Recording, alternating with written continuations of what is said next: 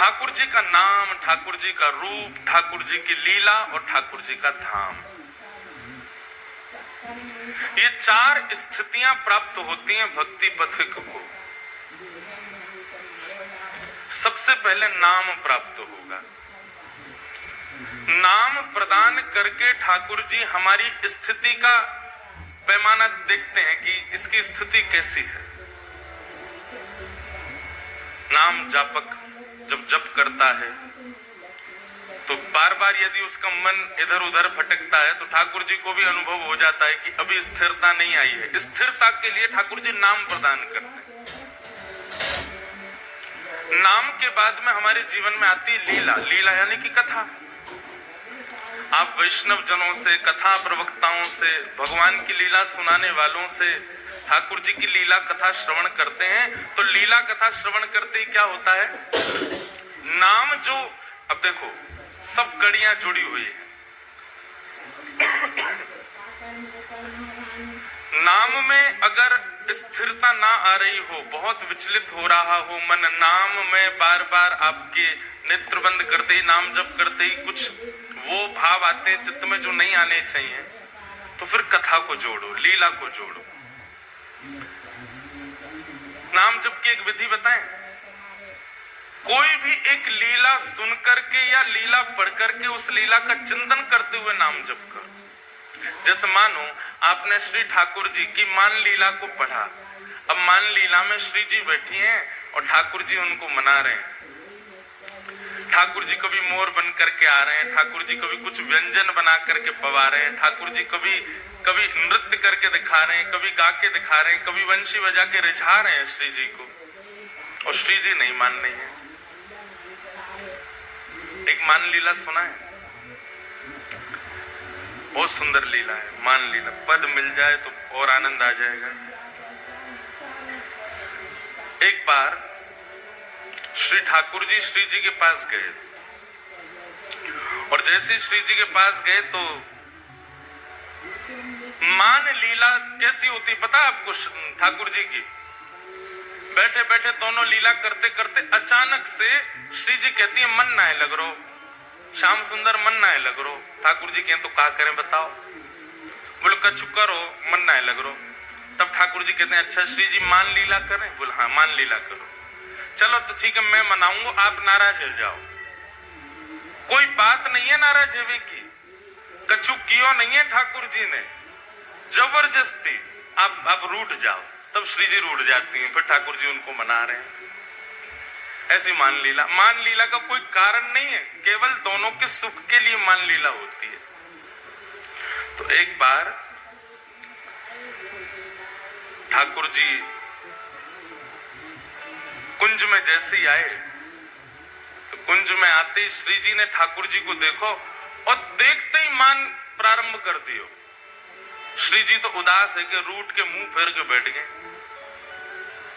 ठाकुर जी बोले श्री जी कहा बात है, आप इतनी उदास काहे को है रही हो? प्यारी जू की, बहुत सुंदर पद है, भी पूरा पद मिल जाए तो बहुत बड़ी बात मानो। एक तो हमारे पद इतने ज्यादा हो गए कि मिलते ही नहीं है, कहाँ लिखे कौन से।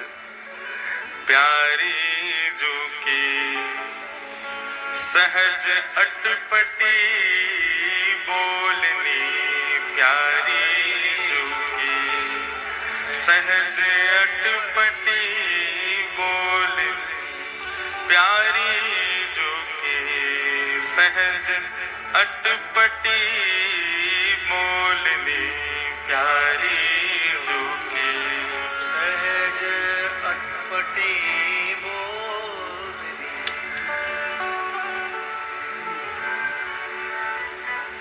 किशोरी जी नाराज हो गई हैं ठाकुर जी से। ठाकुर जी कह रहे हैं श्री जी ऐसी मान लीला तो आप कभी ना करो। सब लोग इधर देखो, ध्यान से सुनो।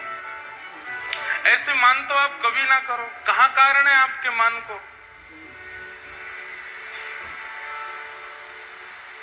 तब श्री जी कह रही हैं, वो मुझे थोड़ा थोड़ा याद है पद। मोहते रूप गुण सुंदर, मोहते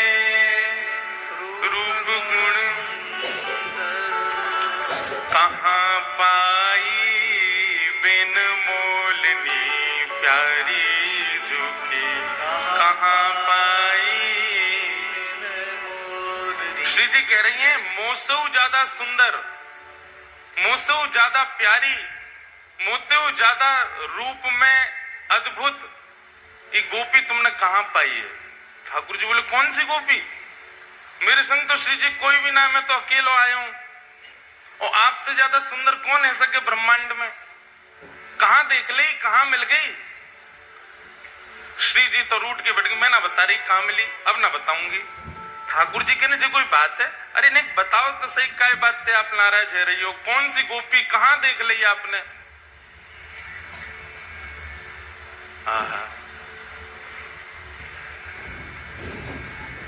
बड़े बड़े नैन अरुण कजरा रे, बड़े बड़े नैन अरुण कजरा रे, करत मन में किलोलनी प्यारी जो, करत मन में किलोलनी। अरे देखो तो कैसे बड़े बड़े नेत्र हैं, और उन बड़े बड़े नेत्रों में काजल लगा के और आई है, और ऐसी भोली सी भाली सी प्यारी सी ऐसी किलोल कर रही है, मंद मंद मुस्कुरा रही है। ठाकुर जी बोले मैं कहां जाऊं, है कहां जे गोपी, ये दिख कहां रही है आपको? श्री जी बोली मैं ना बता रही, रूठ के बैठ गए। ठाकुर जी बोले श्री जी आपके पांव पड़ूं, आप जो हो वो करूं, मैं सदा आपको दास बनो रहूंगा। नहीं यूं तो बताओ, मान कर क्या बातें रही हो? इतने में ललिता विशाखा आ गई, और विशाखा ललिता सो श्री जी कान में कह रही है काय बात से नाराज? ललिता जी बोली अरे श्याम सुंदर तुम्हें शर्म ना आवे हैं? हमारी श्री जी पूरे दिन आपकी बात निहारते हो, तुम दूसरी गोपी इनके पीछे पीछे डोलो। अरे वही तो पूछ रहा हूं, इनके पामन में परो परो कौन सी गोपी, मो नाम तो बताओ, वाको रूप तो बताओ। श्री जी ने फिर देखो ठाकुर जी को बोले इधर आओ बताऊं। जैसे ठाकुर जी समीप आए तो ठाकुर जी ने गले में एक नील मणि पहन रखी, वह नील मणि को उठा करके श्री जी बोली देख ललिता, यहां में जो छप रही है गोपी जी है। ललिता जी ने जैसे ही देखो तो वो छप नहीं रही है, नील मणि के प्रतिबिंब में श्री जी अपने आप को ही देख रही हैं, और अपने आप को देख करके ही कह रही हैं। नील मणि के प्रतिबिंब में श्री जी स्वयं को ही देख रही हैं, और कह रही हैं मोते हु रूप गुण सुंदर कहां पाई बिन मोलनी, बड़े बड़े नैन अरुण कजरारे करत मन में किलोलनी, प्यारी जू की सहज अटपटी बोलनी। ठाकुर जी के तो नेत्रन में प्रेमाश्रु भर गए, कंठ से लगा लियो श्री जी को, बोली आप कितनी भोरी हो। अरे श्यामाजू ये मेरी मणि में कोई और गोपी ना है, जे आप अपने ही प्रतिबिंब को देख के अपने ही रूप में जे मैं ही हूं। ललिता विशाखा बोली हाँ श्री जी जे आप ही हो, इतनी देर से अपने ही रूप को गुणगान गा रही हो। श्री जी तो ऐसी भोली दौड़ करके गई, हंसन लगी, बोले मैं हूं कैसी भोरी हूं, मुझे पता ही ना चली, मैं अपने ही रूप को वर्णन कर रही इतनी देर से। अब ये लीला आपने सुनी, अब इसी लीला का चिंतन करते करते करते करते चिंतन में मानसी में दो भाव प्रधान होने चाहिए कि एक तो स्पष्ट लीला आपको पता हो, फिर उस लीला में सहचर्यों में स्वयं को भी रखो। जैसे ललिता है, जैसे विशाखा है, जैसे अन्य सखियां हैं, उन सखियों के साथ आप भी वहां उपस्थित हो। और दूसरा ध्यान आपको रखना है कि अपने साथ साथ अपने गुरुदेव को भी उस लीला में रखो, क्योंकि गुरुदेव के बिना आप मानसी में लीला में जाओगे आपसे अपराध बन जाएगा। हरिदासी परंपरा का तो नियम है कि गुरुदेव भी सखी रूप में आए हैं लीला में, तो गुरुदेव भी विराज रहे। पर आपकी जो भी परंपरा है, आप गौड़िया वैष्णव हो, आप रामानुज वैष्णव हो, आप हरिवंशी हो, आप हरिदासी हो, आप रामानंदी हो, आप जिस भी परंपरा से हो, अपने गुरुदेव को लीला में जरूर रखो। हमारे गुरुदेव एक वृक्ष के नीचे बैठे हैं और लीला हमको दिखा रहे हैं, तब स्वयं सहचरी या सखी या सखा भाव से लीला में प्रवेश करो और फिर नाम जप करो। आपके जप में कभी कोई दूषित भावना आ ही नहीं सकती, ये जप का नियम होता है।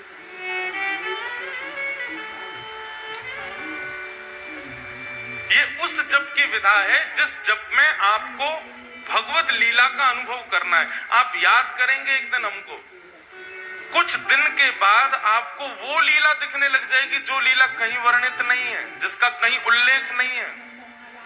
छोटे छोटे बच्चे आते हैं कथा में और लीलाएं बता बता करके जाते हैं। एक बालक ने कथा सुनते सुनते लीला का दर्शन किया। कैसी लीला का दर्शन किया? बोले महाराज जी, ठाकुर जी रोज मिलते हैं श्री जी से। मैंने कहा, और रात्रि में मिलते हैं अधिकतर। मैंने कहा, तो श्री जी को तो बड़ी दिक्कत होती होगी। मैंने कहा क्यों? बोले ठाकुर जी कारे कारे और अंधेरे में मिलवे जामे। ठाकुर जी तो अंतर ध्यान ही रहते होंगे, श्री जी को ढूंढने पड़ते होंगे। श्याम सुंदर ने घस जाओ तो दांतन से पता चले कहां हो। अब बात तो अच्छी लगी और फिर बोली कि महाराज जी अमावस्या पे क्या होता होगा?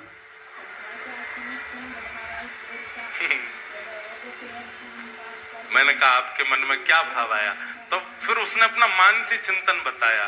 बोले महाराज जी हमारे चिंतन में ऐसा आया कि ठाकुर जी अमावस्या को मिलने आए तो श्री जी बहुत व्याकुल हो गए कि ठाकुर जी दिखे ही नहीं रहे, श्याम सुंदर दिखे नहीं, दिख रहे हैं नेक नेक दिख रहे हैं। अब ये लाइट चली जाए तो उनकी आंख ही आंख दिखे बस, और तो कुछ दिखे हुए ही ना। ऐसे कारिया ठाकुर हैं। तो श्री जी ने क्या किया? श्री जी ने जैसे अमावस्या को ठाकुर जी मिलने आए तो श्री जी बेचैन है गई। अब श्री जी बेचैन भई तो श्री जी के मन में जब कोई आर्त प्रकट होता है, जब कोई बेचैनी आती है तो समस्त प्रकृति श्री जी को प्रसन्न करने में लग जाती है। जैसे प्रकृति को पता चला कि भैया श्री जी उदास है रही हैं, तो सबने जाके पूर्णिमा चंद्रमा से कहा, बोले तुम प्रकट हो जाओ। बोले आज अमावस्या, आज कैसे प्रकट है जाऊं? मुझे कुछ श्राप लगो भयो, एक दिन अंतर ध्यान होनो है मोए। अरे तू देखना रो श्री जी इतनी व्याकुल है रही है, ये उसके मानसिक का चिंतन है, ये लीला कहीं लिखी नहीं है। ये एक बालक की सुनी हुई कथा सुनते सुनते उसके मन में चिंतन आया। तो फिर प्रकृति चंद्रमा से कहने लगे प्रकट हो जाओ, प्रकट हो जाओ। ब्रह्मा जी आ गए। ब्रह्मा जी आकर के बोले नूतन प्रलय हो जाएगा। प्रकृति कभी अपना इरादा नहीं बदल सकती। बोले अब क्या करें? श्री जी को तो हृदय में बेचैनी हो रही है, श्याम सुंदर दिख नहीं रहे। तभी प्रकृति ने क्या किया, खूब सारे जुगनू जानते हैं, उनके पीछे लाइट टिमटिमाती रहती है, ऐसे जुगनू उड़ते हुए श्री जी के सामने आकर के बैठ गए। और श्री जी ने जुगनू को देख करके श्री जी प्रसन्न हो गई। अब एक एक जुगनू श्री जी उठा रही हैं और श्याम सुंदर के जा अंग को दर्शन करना चाहे वहां वह जुगनू को हार बना करके, श्रृंगार बना करके धारण करा रहे हैं। सिर पर मुकुट में धारण करायो, लड़ में धारण करायो, कानन में धारण करायो, ग्रीवा में धारण करायो, माला में धारण करायो, हस्त कमल के बाजूबंद में धारण करायो, कड़ूलान में धारण करायो, करधनी में धारण करायो, चरणन में धारण करायो और सर्वांगीण श्री अंग पर जुगनू धारण करा करके अब श्री जी ने सामने श्याम सुंदर को खड़ो कियो तो श्याम सुंदर दिखन लगे। श्याम सुंदर दिखन लगे तो श्री जी नृत्य करने लगी, आनंद में भर गई। अब श्याम सुंदर जगमगा रहे हैं और उनको देख करके श्री जी आनंद में नहीं समा रही हैं। तो श्याम सुंदर को प्रकाश अभी धीमो धीमो है, पर श्री जी इतनी आनंद में आ गए कि श्री जी के तन की कांति श्याम सुंदर पर पड़ने लगी और श्याम सुंदर और श्री जी दोनों की कांति बगल में बह रही यमुना जी में पड़ने लगी। जैसे यमुना जी में पड़ी तो दोनों की कांति यमुना जी में पड़ती तो जल में प्रकाश पड़ते ही प्रकाश विपरीत दिशा में जाता है। जैसे प्रकाश जमुना जी में पड़ो, जमुना जी से वो प्रकाश आकाश में गयो और डूबके भये अमावस्या के चंद्रमा पर वो प्रकाश जैसे पड़ो तो अमावस्या को शरद पूर्णिमा को चंद्रमा प्रकट और प्रिया प्रियतम को रास बिहार। जब उस बालिका ने ये मानसिक भाव बताया ना, मन इतना चैन पाया, मन में इतना आनंद हो गया। ऐसे चिंतन हमको क्यों नहीं आ रहे? चैन तो ये हुआ कि चलो कथा सुन करके अब इनके चित्त में मानसी भाव तो आता है, पर बेचैनी हो रही है कि अब हमारे भी आवे कुछ ना कुछ भाव आवे। और आते हैं कई बार कथाओं में ऐसे ऐसे भाव प्रकट होते हैं जो कहीं नहीं लिखे, कहां से आते हैं? लीलाओं का चिंतन करो, उस लीला में स्वयं को व्यवस्थित करो, पर गुरुदेव के साथ व्यवस्थित करो। गुरु आपके संग रहेंगे तो आपसे अपराध नहीं बनेगा, लीला का विस्तार होगा और नाम जप और तीव्र हो जाएगा और तीक्ष्ण हो जाएगा और श्रेष्ठ हो जाएगा। इसलिए आज के बाद कभी भी नाम जप करो, बिना लीला के नाम जप मत करो। करो, चलते फिरते उठते बैठते करो, ठीक है, वो एक नाम की एक विधा हो गई, पर कभी नाम में सुख लेना हो तो लीला के साथ नाम जप करो। तो सबसे पहले ठाकुर जी नाम प्रदान करते हैं गुरु के द्वारा, नाम के बाद नाम लीला प्रदान करता है, और नाम और लीला दोनों का घर्षण जब होता है तब रूप का दर्शन होता है, ठाकुर जी का रूप दिखता है। और जब नाम और लीला के घर्षण से रूप प्रकट होता है तब तीनों के प्रस्तुत होने से धाम की प्राप्ति होती है। कई लोग कहें हमको धाम चाहिए, प्यारी मोहे दीज वृंदावन वास, प्यारी मोहे दीज वृंदावन। कैसे मिलेगो? धन के बल पे वृंदावन पहुंच गए। बहुत ध्यान से सब लोग इधर देखो, धन के बल पे वृंदावन पहुंच गए, जमीन खरीद ले, प्रॉपर्टी बना ले, जगह। आपके परिश्रम से आपको वृंदावन मिले, आपके परिश्रम से आपको पुरी मिले, आपके परिश्रम से आपको धाम मिले, वास भी और कुछ दिन के भ्रमण के लिए भी जाना हो तो भी आप यदि परिश्रम करते हो, आप तिथि निकालते हो, आप टिकट खरीदते हो, तो अभी समझियो कि धाम अच्छे से मिलो नहीं है। लेकिन आपने कोई अथक प्रयास नहीं किया, लेकिन अपने आप योजना, वातावरण, माहौल सब ऐसा बनता चला गया कि आपको जाना ही पड़ेगा और कोई उपचार आपके पास नहीं है। तब ये समझो कि अब धाम मिला है, धाम ने बुलाया है। आप प्रयास कर रहे हैं तो समझो भी धाम नहीं मिलो, लेकिन धाम प्रयास करे आपको बुलाने का, तब समझो। और धाम कब प्रयास करेगा? जब नाम, लीला और रूप ये तीनों आपके चित्त में विद्यमान हो जाए, तब धाम की प्राप्ति।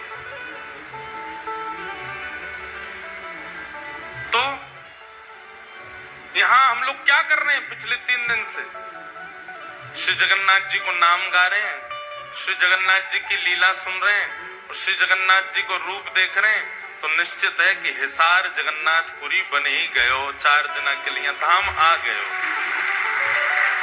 यही बात हम बताना चाह रहे हैं कि आपके ये जो 4 दिन और हमारे जो 4 दिन है, बिना उड़ीसा पहुंचे, बिना उत्कल में प्रवेश किए, बिना पैसा खर्च किए, हिसार में बैठे बैठे हमको जगन्नाथ धाम की यात्रा है गई है। बोलो जगन्नाथ महाप्रभु की। नाम, रूप, लीला और धाम। महाप्रभु श्री जगन्नाथ जी ने खूब अनुग्रह कियो। आज चतुर्थ दिवस, विश्राम दिवस है। शाम को बधाई उत्सव भी है 6 बजे से। आप सब लोग बधाई उत्सव में जरूर पधारना। हमारे दिव्यदास भैया खूब आनंद कराएंगे। कहाँ गए? अच्छा, वो बैठे, अंतर ध्यान है गए। शाम को कल श्री गिरधर लाल जी रथ में विराजमान भये और रथ विराजमान है करके रथोत्सव भी भयो। आज बधाई उत्सव होगा और प्रार्थना तो हमने भी गिरधर लाल जी से की है। हमारे सब निताई गौर परिवार का भी बहुत भाव है अगले वर्ष के लिए। अब जैसी गिरधर लाल जी की इच्छा होगी, अगले वर्ष का क्रम बन पाया तो जरूर हिसार पुनः आएंगे। और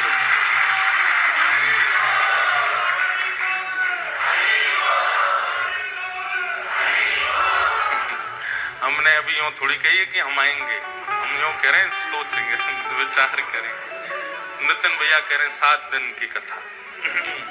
मुझको वृंदावन जावे को ना मिल लो, आप कह रहे हो हिसार कैसे आऊं। वाह, कितना बढ़िया पत्र आया मेरे पास। नेक नेक आगे आ जाओ। मुझे लगा कोई बहुत विशिष्ट बात होगी, आगे आ जाओ। तो कहाँ आओगे आगे, अब मंच पे तो आओगे नहीं। नेक नेक खिसक, पीछे वाले खिसक लो भैया नेक नेक। आज तोड़ी दो बेड़ी को, निकर आओ आगे, ताकत हो तो। बोलो जगन्नाथ महाप्रभु की। तो अगले वर्ष का विचार करते हैं। श्री लाल जी ने एक दिन भी खाली नहीं छोड़ रखा है कि हम सांस लें, वृंदावन चले जाएं। हमारो लाला इतनो अच्छा। एक और बात बताएं, हमारे ठाकुर जी कैसे हैं, गिरधर लाल जी? अभी ये थके नहीं है। रोज रात में इनके पाम दबाए जाते हैं, दूध आदि पिवा करके इनको सुवाया जाता है। क्यों? क्यों कथाएं एक के बाद एक सब लगी हुई हैं। तो इनको बड़ा आराम दिया जाता है कि श्री ठाकुर जी आप थको मत। कहीं ये थक गए, कहीं ये श्रमित है गए, तो एक साथ 4 से 5 कथाएं कैंसिल हो जाती हैं।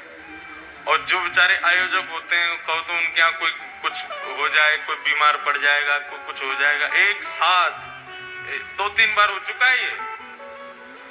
अभी फोन आया, अगली कथा नहीं हो पा रही, वहां पे कुछ ऐसा हो गया, कोई नहीं, 1 हफ्ता वृंदावन रहेंगे। फिर दूसरा फोन आया, बोले उसकी अगली कथा भी नहीं हो पा रही, उनके यहाँ ये हो गया, कोई नहीं 2 हफ्ता रहेंगे। उसकी अगली कथा भी नहीं हो पा रही, उनके यहाँ कुछ। फिर पता चलती हो लाल जी थक गए, श्रमित हो गए।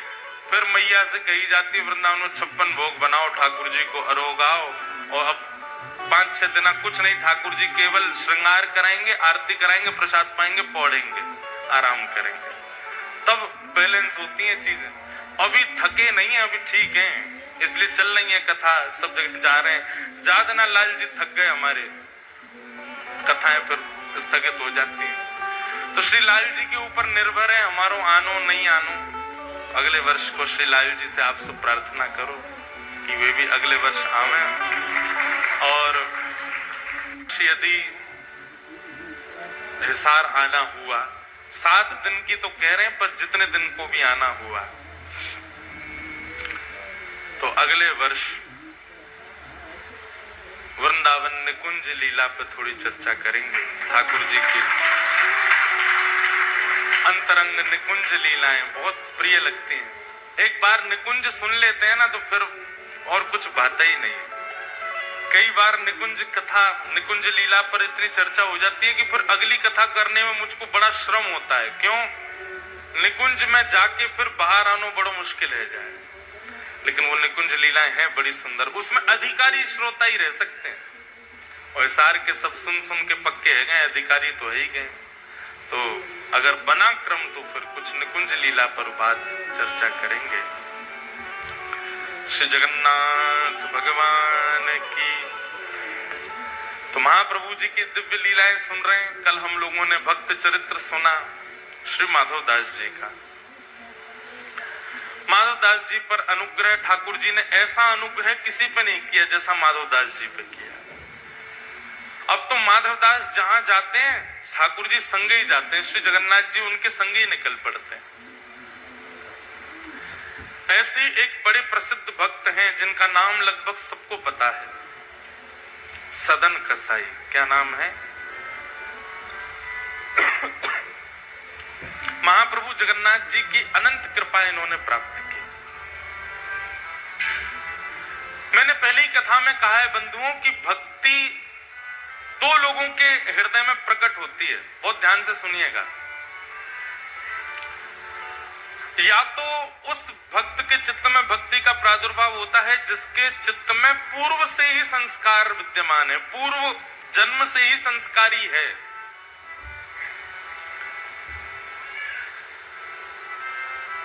और ऐसे व्यक्ति को ज्यादा सिखाना नहीं पड़ता। पूर्व जन्म के संस्कार इतने सुदृढ़ होते हैं कि वो इस जन्म में बाल्यकाल से ही भक्ति मार्ग में आ जाता है। अच्छा, एक बात और आपने सबने अनुभव की होगी कि बाल्यकाल में भक्ति बड़ी प्रगाढ़ होती है।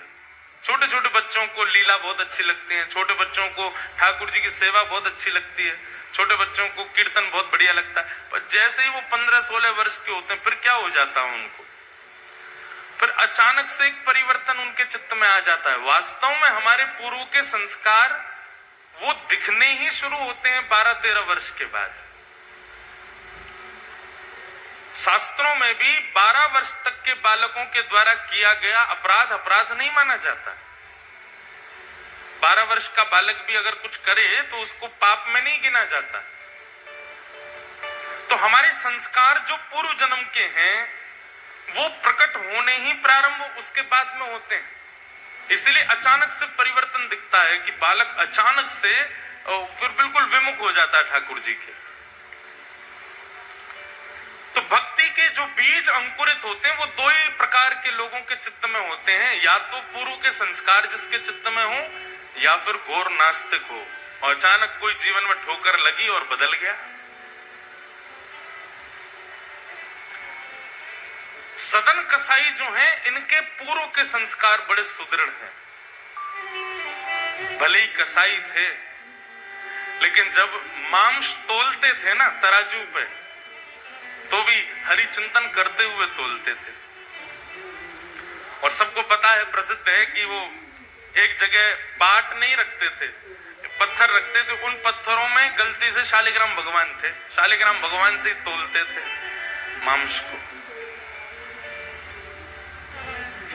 एक दिन एक संत वहां से जा रहे थे और उनकी दृष्टि अचानक से वो तराजू पर पड़ गई। बहुत ध्यान से सुनिए सब लोग, बहुत सुंदर कथा है सदन कसाई की।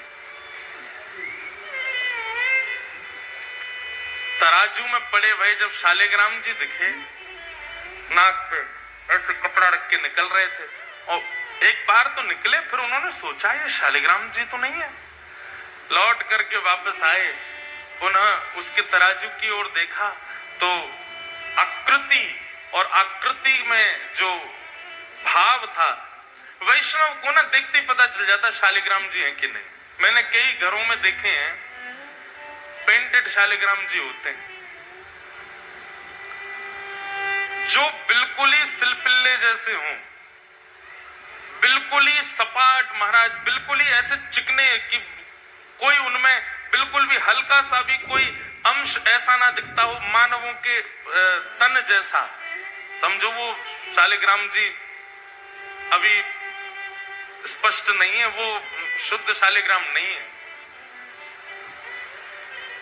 शालिग्राम जी का तो रूप बिल्कुल जैसे मानव की त्वचा का स्पर्श होता ना, ऐसा स्पर्श होता है शालिग्राम जी का।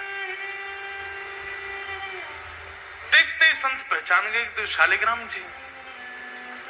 उन्होंने कहा राम राम राम राम, अरे पाप तो तुम करते ही हो मांस बेच करके, ऊपर से शालिग्राम भगवान को तुमने जो है बाट पर रख रखा है तोलने के लिए मांस।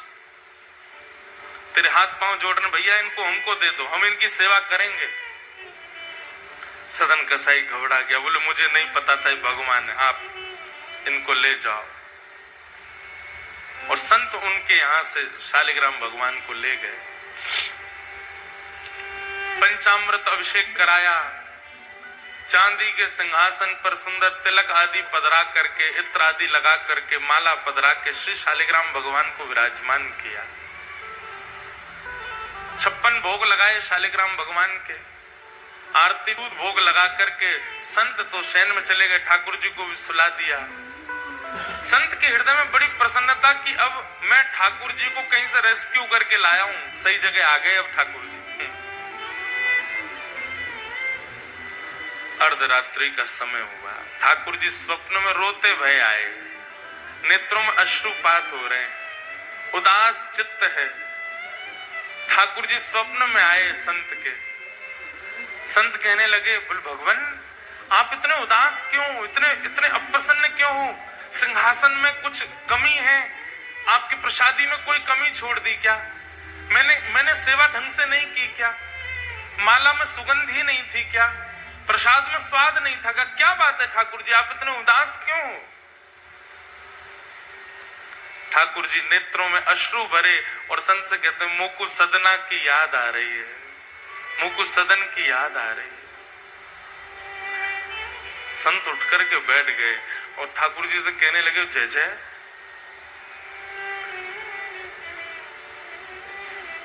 उस कसाई की याद आ रही है आपको?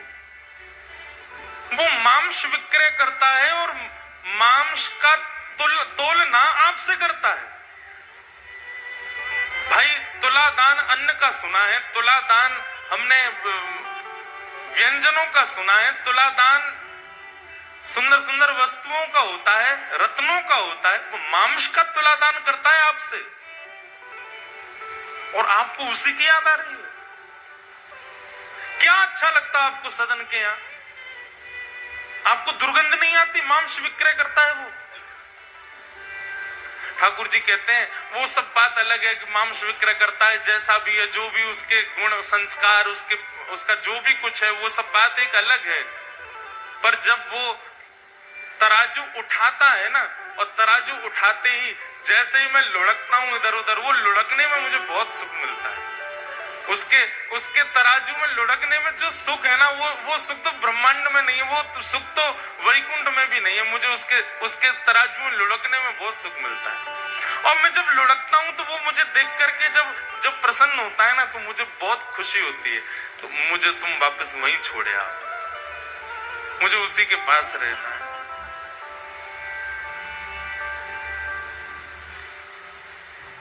सो ही सुहागन प्रिय जाहिरी जय, कैसा तेरा मेरा। भैया ठाकुर जी आपके नहीं है, ठाकुर जी मेरे नहीं है, ठाकुर जी उसके हैं जिससे ठाकुर जी रीझे भये, उसके। ये बात सत्य है। मैं खूब कहता हूं कथाओं में कि आपके घर में सेवा विराज रही है, आप अपने ठाकुर जी को खूब भाव से सजाते हो, और दर्शनार्थी घर में कोई आते ठाकुर जी को देख करके प्रसन्न होकर के कहे आपके ठाकुर जी बड़े सुंदर है, आपकी सेवा बहुत सुंदर है, तो बस ये समझ जाइए कि आपके लाल जी आपसे बड़े प्रसन्न हैं, आपसे बड़े खुश रहे मैं ठाकुर जी। क्योंकि उनकी प्रसन्नता नहीं होगी तो आप वस्त्र भी धारण नहीं करा पाओगे ठाकुर जी। वो प्रसन्न हैं, इसलिए नित्य तैयार होते हैं। हम सेवा के लिए आपको बहुत स्पष्ट रूप से कहते हैं। कईयों के यहाँ सेवा का दर्शन करके मन बहुत उदास भी हो जाता है, ना तो वो पोशाक ढंग से डरा पाते, ना वो ठाकुर जी को नीलामे दुलामे, ना महाराज कार्य पड़ गए, ठाकुर जी के मैल जम गो पूरे शरीर में। ऐसे ठाकुर जी को देख के फिर मन होता तो है कि कुछ कह दें, भैया इनको करो ढंग से, पर फिर मन में एक बात आती है कि भाई जे सेवा कर रहे हो ठाकुर जी करवा रहे, हम क्यों बीच की भुआ बने? ठाकुर जी को यहाँ नावे को मन ही नहीं करते होगा। ठाकुर जी कहते होंगे नावे के काज दुनिया पड़ी है, सब नवाई रहे, मैं यहाँ ना रहो। कभी कभी ऐसा, क्योंकि एक बार जगन्नाथपुरी की लीला है, श्री जगन्नाथ जी में उड़िया भक्तों की सेवा तो आज भी देख लो आप जाकर के, तो महाराज यूं कहोगे जय हो, ये तो धन्य है। हमारे साथ 2-3 बालक जगन्नाथपुरी के रहते हैं, वो तो बताते हैं, वो तो उड़िया भाषा में भी बताते हैं कि जब जगन्नाथ जी को लेकर के रथ की ओर जाते हैं, पहुंडी यात्रा जो ठाकुर जी की, सिद्धि से कूद कूद के आते हैं, ठाकुर जी इतने भारी हैं कई बार खिंचे नहीं है, तो सारे पंडा पुजारी खड़े है करके ठाकुर जी को गारी दें, फिर खाए खाए के बात है गयो मोटो, उठ नहीं रहो अब हमसे। अब वो उड़िया में देते हैं अपनी में, तो ठाकुर जी को ने गारी दी जाए, फिर कहीं अब की खींच रहे नहीं तो धक्का दे देंगे यहीं पे, सो ठाकुर जी उछलने लगते हैं, कूद कूद के फिर आते हैं, खूब आनंद होता है। सब हमारे ब्रज में खूब गारी दें ठाकुर जी को, ब्रजवासी दे सके, हिसार बारे जाके गारी मत दिया ही ठाकुर जी है, महाराज यमराज आ जाएगा भैंसा बैठ के, तेने ठाकुर जी गारी दी, तो ब्रजवासी की बात अलग है, ठाकुर जी खेले उनके संग। कई बार कई पद भी होते हैं तो वो मैं गाता हूं, तो मैं सबसे कहता हूं, मैं भैया मैं मेरे सामने गाय ली हूं, ब्रजवासी की उपस्थिति में गाय ली हूं, अनुपस्थिति ब्रजवासी की हो तो मत गई हूं, सबको अधिकार नहीं। तो स्थान तीर्थ के लोगों को अधिकार अधिक मिल जाता है ठाकुर जी के सामीप्य का। तो पंडा पुजारियों की सेवा, महाराज आनंद की सेवा है वहां तो जगन्नाथपुरी में। श्रीमद रामानुजाचार्य जी महाराज जी को जब ये बात पता चली कि यहाँ पंडा पुजारी ऐसे सेवा करते हैं ठाकुर जी की, मंत्र मंत्र भी शुद्ध नहीं बोलते हैं, ऐसे कुछ भी पधरा देते हैं और कभी भी ठाकुर जी को सुला देते हैं। जगन्नाथ जी का शयन का समय निश्चित नहीं है, कभी भी सोते हैं और कभी भी उठ जाते हैं। उठने का फिर भी निश्चित है, 4-5 बजे उठ जाते हैं, पर सोने कभी कभी तो 1 बजे भी शयन आरती होती ठाकुर जी की, 2 ही घंटा सोते हैं। रामानुजाचार्य जी बोले ये नियम उचित नहीं है, हम अपने शिष्यों सहित जाएंगे और जगन्नाथ जी की नई सेवा प्रणाली का व्यवस्थित करेंगे। और रामानुजाचार्य जी अपने 5000 शिष्यों के साथ जगन्नाथपुरी पहुंच गए और वहां भीतर पहुंच के सब पंडा पुजारी बाहर कर दिए, तुम लोग बाहर जाओ, अब सेवा हम करेंगे ठाकुर जी की। आचार्य की बात पंडा पुजारी कैसे टाल सकते, बेचारे सब बाहर हो गए, कपाट बंद कर दिए जगन्नाथ जी के, बोले अब केवल शुद्ध तरीके से सेवा होगी। पूरा मंदिर धोया, ठाकुर जी का पंचामृत अभिषेक किया। जगन्नाथ जी बेचारे ठिठर गए, बोले कि ओहो कितनों नवाई दियो मुझे। आपको पता जगन्नाथ जी स्नान कैसे करते हैं? श्री जगन्नाथ भगवान के सामने विशाल शीशा रखा जाता है और जब शीशा में जगन्नाथ जी स्वयं को देखते हैं, शीशा में पानी डाला जाता है, हरि हरि बोलो, नालिए जगन्नाथ। जगन्नाथ जी वही में खुश है, वाह प्रतिबिंब कोई नवाओ। साल में 1 बार स्नान पूर्णिमा पर नहाते हैं तो महाराज बुखार आ जाता है इनको, इनके प्रतिबिंब स्नान करते हैं शीशा में ठाकुर जी को प्रतिबिंब। आप लोग भी प्रतिबिंब को नवा के चले जाए करो कहीं, स्नान है क्यों? हमारे लिए सारे नियम है, ठाकुर जी के लिए नहीं है कोई नियम। रामानुजाचार्य जी ने तो विधि से सेवा प्रारंभ कर दी, रोज स्नान होगा, रोज ये प्रसादी बनेगी, रोज ये इतने बजे कपाट बंद होंगे, इतने बजे खुल जाएंगे, ये वेद मंत्र सुनाए जाएंगे, ये पाठ सुनाया जाएगा। 5 दिन में जगन्नाथ जी सूख गए, पतरे से है गए। आचार्य चरण सो बोले, रामानुजाचार्य जी सो बोले, आप दक्षिण में हमारी सेवा करते तो हैं, आप वही सेवा कर लिया करो ना, यहाँ हमको इनके मुताबिक करवाने दो। बोले आप बिल्कुल शांत रहिए, हम आचार्य हैं, हमारी आज्ञा आपको माननी पड़ेगी। ठाकुर जी चुप हो गए, ठीक है भैया क्या कहें। लेकिन बाहर खड़े सब पंडा पुजारियों को ठाकुर जी को बड़ी याद, ठाकुर जी को याद आ रही है। रात्रि कपाट बंद हुए, बलभद्र सुभद्रा जी से ठाकुर जी बात करने लगे, मुंह को तो बहुत याद आ रही है। ये सब उड़िया वैष्णव मेरे सामने मटक मटक करके हरि हरि बोल के जैसे नाचते हैं, मुझे बहुत सुख मिलता है। ये जैसे भी हैं, ये जैसी सेवा करते हैं, मुझे वो भाती है, मुझे वो बहुत प्रिय लगती है। मैं कब कह रहा हूं कि भाई वेद जन्य या शास्त्र जन्य सेवा मत करो, पर यहां पर मैं भाव की सेवा से प्रसन्न हूं। अब कैसे समझाऊं मैं आचार्य चरण को?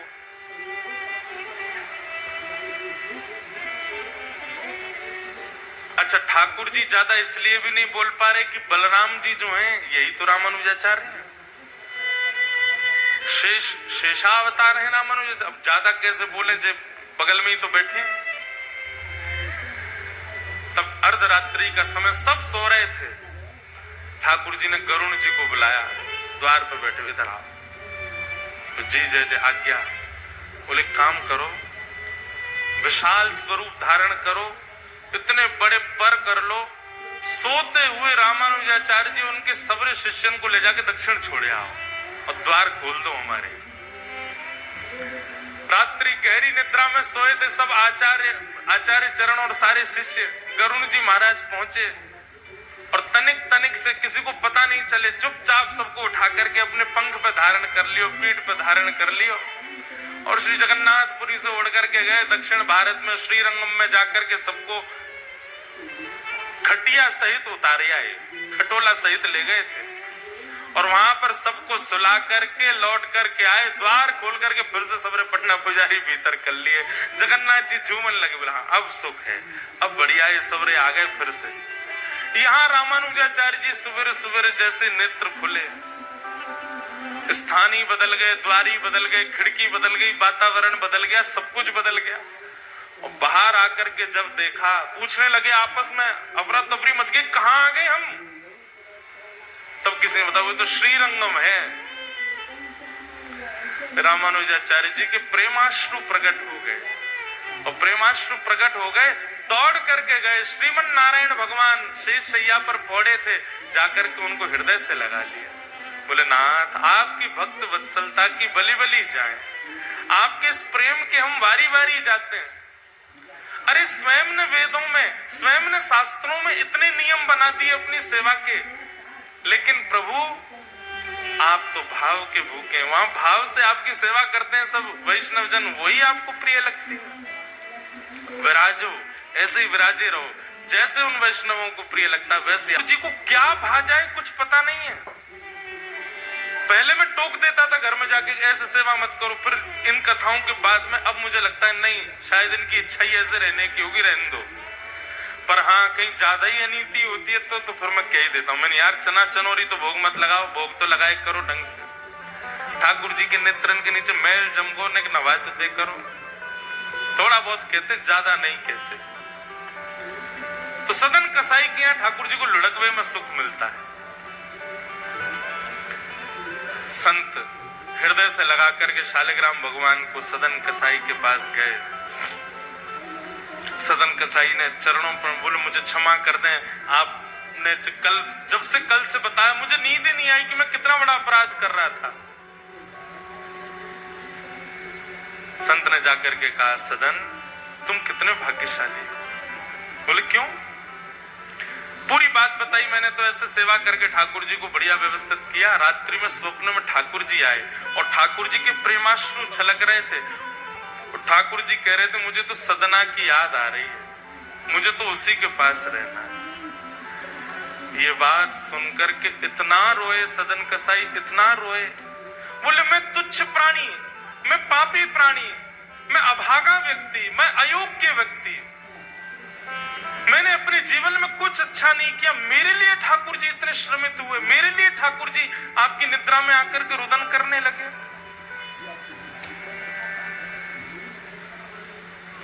सदन कसाई ने उसी क्षण अपनी दुकान आदि तो सब बंद कर दी, बेग बाग दी, सारा काम छोड़ दिया। बोले कि अब शेष जीवन जिस प्रकार ठाकुर जी मेरे लिए विरह आतुर हुए, अब मैं ठाकुर जी के लिए विरह आतुर हूंगा। ठाकुर जी को मेरे लिए विरह सहना पड़ा और विरह में अपना जीवन व्यतीत करने लगे सदन कसाई। कथाएं सुनते, नित्य श्रवण करते, कहां है नाथ, कैसे है नाथ, बस उसी विरह में रहते।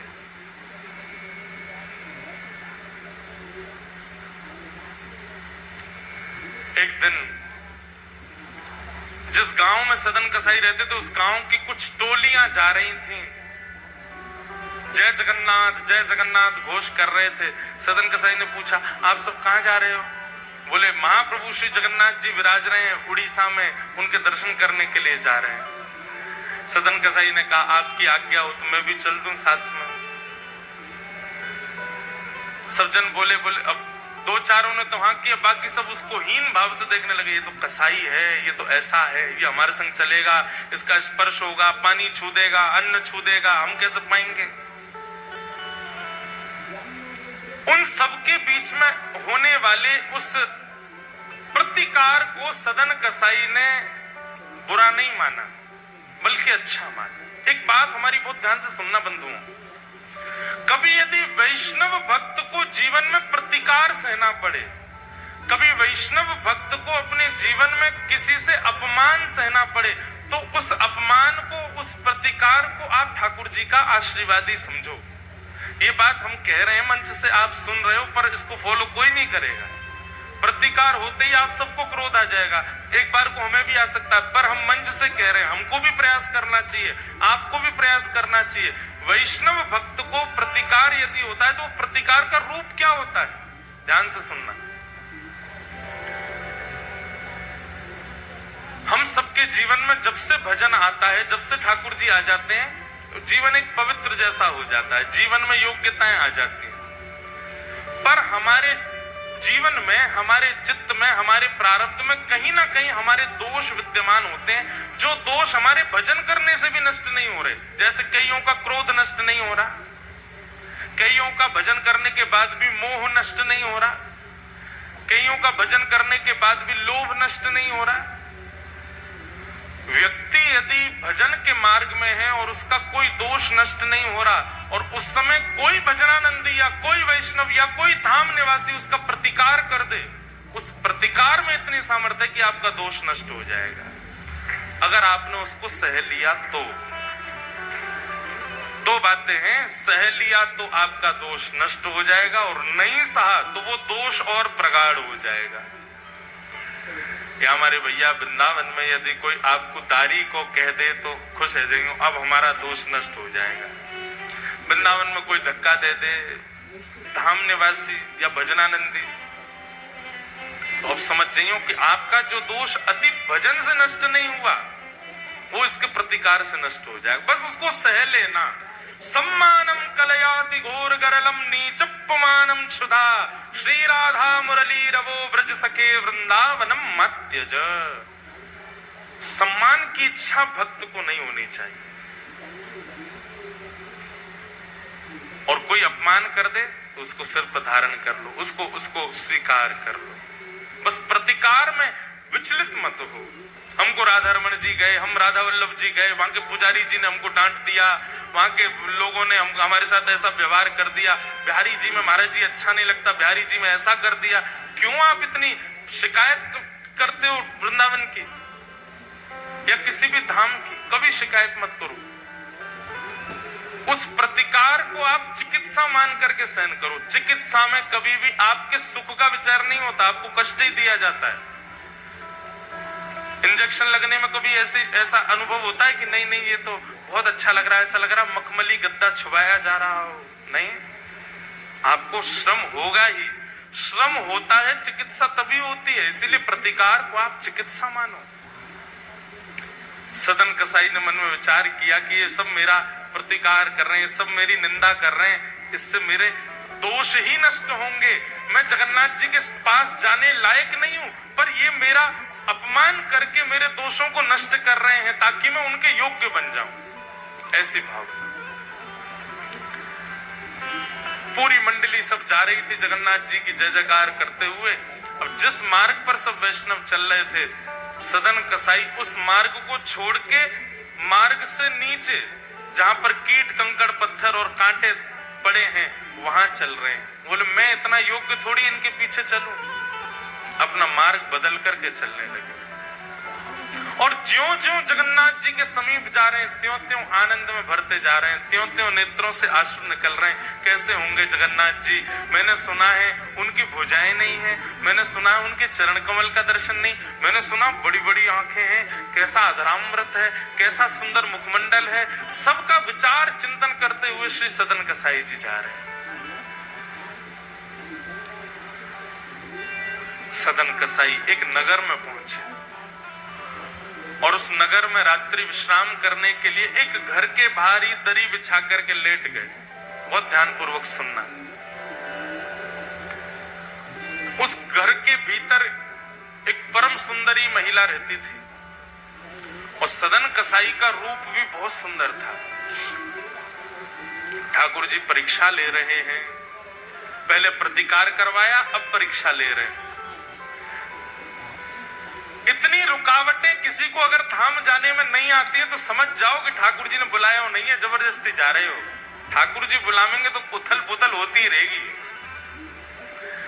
सदन कसाई लेटे हैं और तभी अटारी से उस महिला ने सदन कसाई को देखा। उनका सौंदर्य देख करके महाराज आकर्षित हो गए। उसने सदन कसाई की ओर कुछ इशारा किया और सदन कसाई ने देख करके, सदन जी ने देख करके एक बार तो उसको अनदेखा किया, दूसरी बार देखा तो उसने फिर कोई इशारा किया। तो सदन जी ने ऐसा कुछ इशारा किया कि उस कन्या को, उस महिला को ये लगा कि ये मुझे कह रहा है कि तू विवाहिता है, पहले अपने पति को मार तब मैं रहूंगा तेरे साथ। उस मन चली महिला ने तुरंत गई और जाकर के अपने पति का वध कर दिया, मार दिया। विषय जब आपके चित्त में प्रगाढ़ हो जाता है ना, एक बात भगवान गीता में कहते हैं, ध्यायतो विषयां पुंसः संगस्तेषु उपजायते। ठाकुर जी कह रहे हैं कि विषय का ध्यान ज्यादा बुरा है। इतना बुरा विषय भोगना नहीं होता। विषय का भोग तो बहुत बाद में होता है, पर विषय की स्मृति करना, विषय का ध्यान करना, वो बहुत बुरा है। साधक को विषय स्मृति नहीं करनी चाहिए, विषय का चिंतन नहीं करना चाहिए। बहुत ध्यानपूर्वक सुनिएगा। विषय चिंतन जब हम करते हैं और उस समय विषय जो विकार हमारे चित्त में, मस्तिष्क में प्रकट करता, वो ज्यादा बुरे हैं, वो ज्यादा पापजन्य होते हैं।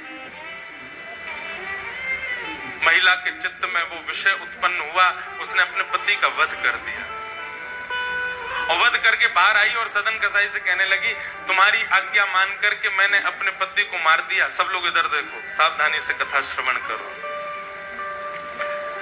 महिला गई और सदन कसाई से बोली, तुम्हारे कहने पे मैंने अपने पति को मार दिया, अब तुम मेरे साथ रहो। सदन कसाई बोले, मैंने तुमसे कब कहा कि अपना पति मार दो? अच्छा, तुमने मुझे इशारा नहीं किया था? तुम्हारे लिए मैंने अपने पातिव्रत धर्म को तोड़ दिया, अपने पति को मार दिया। मैंने इसलिए मारा क्योंकि तुम संग रहोगे, तुम मुझसे विवाह करोगे और तुमको मेरे संग रहना ही पड़ेगा, और तुम नहीं रहे तो पूरे नगर में हल्ला मचा दूंगी कि तुमने जानबूझ करके मेरे पति की हत्या करवा दी और फिर मेरा त्याग कर दिया। सदन जी तो मंद मंद मुस्काने लगे, बोले, ठाकुर जी, प्रतिकार सहन करने के लिए मैंने स्वीकार किया था कि मैं प्रतिकार सहन करूंगा, पर मुझे नहीं पता था कि आप इतना बड़ा प्रतिकार करवा दोगे। ठाकुर जी बहुत खेलते हैं बंधु। एक बात हमको याद आती है हमारे पंडित श्री गया प्रसाद जी महाराज की। हमारे भैया आए हैं गिरिराज जी से। कल आप कह रहे थे कि पंडित जी महाराज के उत्सव में भैया जी एक बार गिरिराज जी में कुछ प्रसंग रखो। हमारे प्रथम श्रोता हैं पंडित श्री गया प्रसाद जी महाराज, जो सबरी कथा सुनते हैं सामने बैठ के। आपकी गोद में ठाकुर जी खेलते थे, साक्षात श्याम सुंदर और किशोरी जी प्रकट होके लीला करते थे। पंडित जी महाराज की एक बात बहुत ध्यान से सुनना। पंडित जी से किसी ने कही, बोले, बाबा जीवन में बहुत कष्ट आ गए, ठाकुर जी कष्टों पे कष्ट दिए जा रहे हैं, क्या करें? परिवार विपरीत हो गया, कार्य विपरीत हो गया, समाज विपरीत हो गया, ठाकुर जी ने इतने कष्ट दे दिए, अब क्या करें बाबा? तो पंडित जी महाराज प्रसन्न मुद्रा में उत्तर देते, भैया जे कन्हैया है ना, जाके खेलवे की बड़ी आदत है, जे हमारे संग खेलो करे, ब्रजभाषा ही बोलते थे शुद्ध, जे हमारे संग खेलो करे, जे कष्ट ना है, जे कन्हैया खेल लो है हमारे संग में।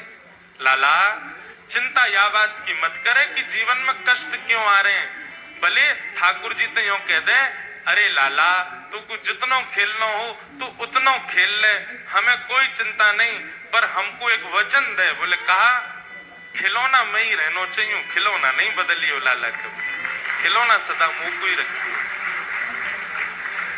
लाला कहीं तेने खिलौना बदल लियो और मुंह को किनारे पटक दियो। अच्छा देखो, बालक जिस खिलौने से खेलता रहता है वही खिलौना बार बार टूटता है, और जिस खिलौने का त्याग करता है वो सुरक्षित खड़ा ही रहता है कोने में।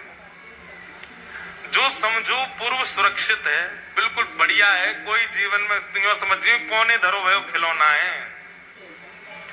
रोज रुदन होता है, रोज परेशानी होती है, रोज विपत्ति आती है, रोज थक जाते हो, रोज ठाकुर जी के आगे कहते हो क्यों ऐसा, तो समझ जाओ तुम प्रिय खिलौना हो, ठाकुर जी रोज खेल रहे हैं आपके साथ, रोज खिला रहे हैं। आज ही श्री जगन्नाथ जी से प्रार्थना करो, हे जगन्नाथ प्रभु, आप कितना भी खेल खेलो पर वचन दे के खेलो कि खिलौना मैं ही रहूंगा, खिलौना नहीं बदलना चाहिए। पंडित जी महाराज की वाणी, पंडित श्री गया प्रसाद जी महाराज। तो वही बात आ गई, सदन कसाई बोले, जय जय खेल रहे हो, पहले प्रतिकार करवाया अब अपमान करवा, ठीक है आप खेल लो, लेकिन वचन दो मेरे संग ही खेलना और किसी के संग नहीं। लेकिन सदन कसाई ने उस कन्या को स्वीकार नहीं किया। बोले तुम जो अपराध देना चाहो, जो दंड देना चाहो मुझे स्वीकार, पर तुम्हारे साथ नहीं रहूंगा मैं। कन्या ने हल्ला मचा दिया, पूरे नगर इकट्ठा हो गया, सब पकड़ करके सदन जी को राजा के पास ले गए और राजा से जाके कहा कि इसने इनके पति का वध कर दिया, ये कह के कि मैं संग में रहूंगा, और अब इस कन्या का भी त्याग कर दिया। राजा ने सदन कसाई से कहा क्यों भाई तुमने ऐसा किया? सदन जी हंसने लगे, बोले कि मैं क्या कहूं, क्योंकि मेरे पक्ष को मैं रखूं उसके लिए सबूत इकट्ठे करने पड़ेंगे और इतना मुझ पर समय नहीं है। आपको जो दंड देना है वो दंड दे दीजिए, पर बस एक चीज मेरी मानना, मृत्यु दंड मत। कागा सब तन खाइयो मेरो चुन चुन खाइयो मांस, दोने नामत खाइयो मोहे पिया मिलन किया। सदन कसाई रोने लगे, आपको जो दंड देना है मुझे स्वीकार है, पर मुझे मारिएगा नहीं। मुझे मृत्यु का भय इसलिए नहीं कह रहा, मैं अपने नाथ से मिलने जा रहा हूं, एक बार उनको देख तो लूं। कहीं उनको देखे बगैर मेरे प्राण निकल गए तो फिर मैं कैसे जीवित रहूं?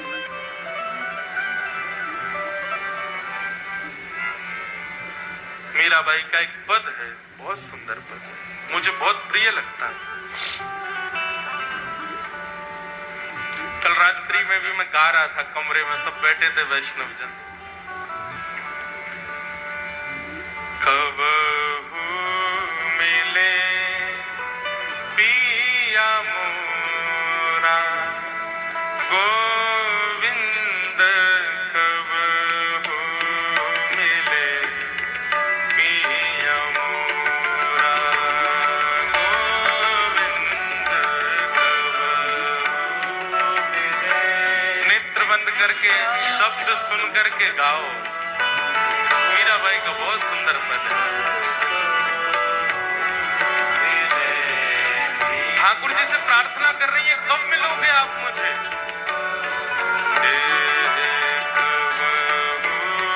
मिले पिया मोरा गोविंद, मिले पिया मोरा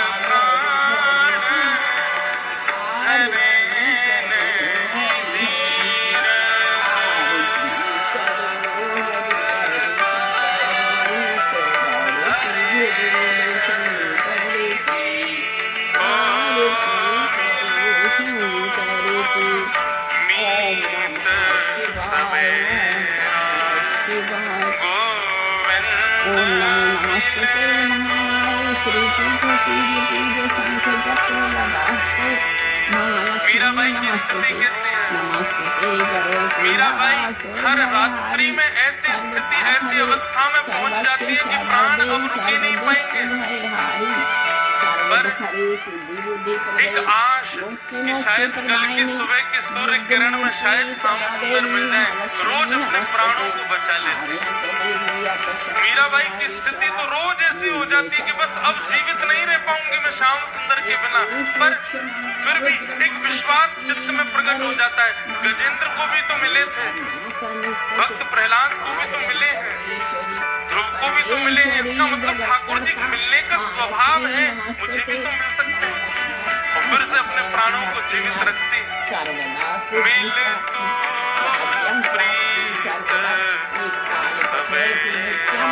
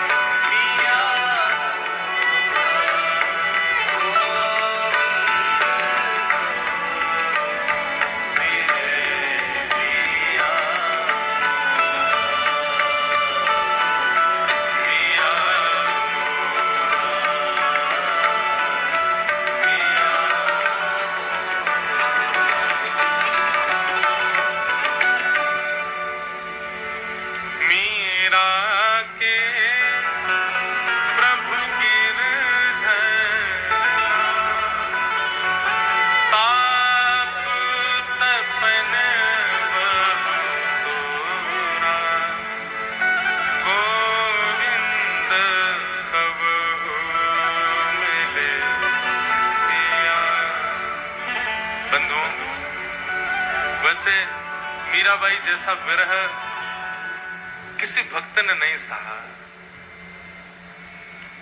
मीराबाई की एक पंक्ति में गाता हूं, कथा में इतनी प्रिय लगती है कि मीराबाई का स्वभाव था, उनको जब ठाकुर जी की याद आती थी ना तो 22 पत्र लिखती थी ठाकुर जी को।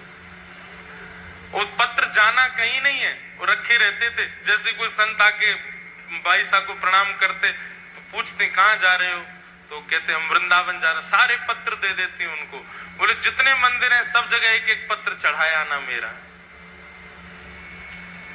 संत अगर कभी मन में विचार करते कि इन पत्रों को खोल के पढ़ा जाए, इनमें क्या लिखा है, तो जब वो पत्र खोल के देखते थे तो अक्षर तो होते थे पर इतना जल पड़ा होता था उनके ऊपर कि वो सारे अक्षर ऐसे मिले जुले घुले हुए रहते थे। एक बार एक संत ने जाकर के मीराबाई से कहा, बोले कि मैंने तुम्हारे पत्र मंदिरों में दिए, वहां के मंदिर के सब पुजारी कहते हैं कैसे पत्र लाते हो, एक भी अक्षर समझ में तो आता नहीं है, पत्रों पर इतना पानी क्यों पड़ा होता है। मीराबाई कहते हैं वो पानी नहीं है तो पत्तियां मैं कैसे लिखूं, लिखी ही न जाए रे, पत्तियां मैं कैसे लिखूं, लिखी क्यों? बोले जब मैं लिखने बैठती हूँ मुझे इतनी याद आती है श्याम सुंदर की, गिरधर की, मेरे हाथ कांपते हैं, अक्षर में लिख नहीं पाती हूँ। और कभी कभी हाथ पकड़ करके यदि अक्षर अंकित कर भी देती हूं तो इतने आंसू बहते हैं, इतने आंसू बहते हैं, जो लिखती हूं वो बह जाता है। कलम धरत मेरो कर कांपत है, कलम धरत मेरो कर कांपत है, और नीर रहे हैं बहाए, नीर रहे बहाए, पत्तियां मैं कैसे लिखूं, लिखी न जाए, पत्तियां मैं कैसे लिखी न जाए। ठाकुर जी बहुत खेलते हैं और जाके संग खेले नहीं है समझो मिलेंगे भी ना वाको। सदन कसाई ने कहा कि राजन आप जो दंड देंगे मुझे स्वीकार है, बस मुझे मारिएगा नहीं, और मृत्यु दंड भी अगर देना हो तो मैं दर्शन करके लौट आऊं तब दे देना। राजा बोला तुम्हारी बात मानेंगे, तुमको मारेंगे नहीं, लेकिन दंड तुमको छोटा मोटा नहीं देंगे। बोले क्या करना है? बोले इनके हाथ काट दो दोनों। सदन कसाई को जैसे ही पता चला हाथ काटने, वो तो नाचने लगे। राजा बोला तुम नाच क्यों रहे हो? बोले मैं जिनसे मिलने जा रहा हूं उनके भी हाथ नहीं है, अच्छा है मेरे भी काट दो। मैं तो सोच ही रहा था कि मैं उनके समान कैसे बनूं, आपने बड़ी जल्दी हाथ काटो। खुशी खुशी सदन कसाई ने अपनी भुजा कटवा ली और भुजा कटवा करके बोले नाथ अब मुझे विश्वास है कि आप मुझे बुला रहे हो, क्योंकि आपने अपने जैसा रूप प्रदान कर दिया आप मुझे। हाथों से रक्त बह रहा है, कोई चिकित्सा नहीं हुई है, और सदन कसाई चल पड़े जगन्नाथ की ओर। रोते जा रहे हैं, बिलखते जा रहे हैं, गिर जाते हैं, चलते चलते इतनी कमजोरी आ गई है कि महाराज स्थिति वर्णन नहीं की जा सकती सदन कसाई। जैसे नीलाचल धाम में प्रवेश करने लगे सब वैष्णव जन चलते चलते अब दौड़ने लगे, बोले आ गया नीलाचल धाम, आ गया जगन्नाथपुरी धाम। देखो नीलाचल पर्वत पर कैसा सुंदर सुशोभित भगवान श्री जगन्नाथ जी का मंदिर, दूर से ही जगन्नाथ जी का मंदिर दिखने लग जाता है।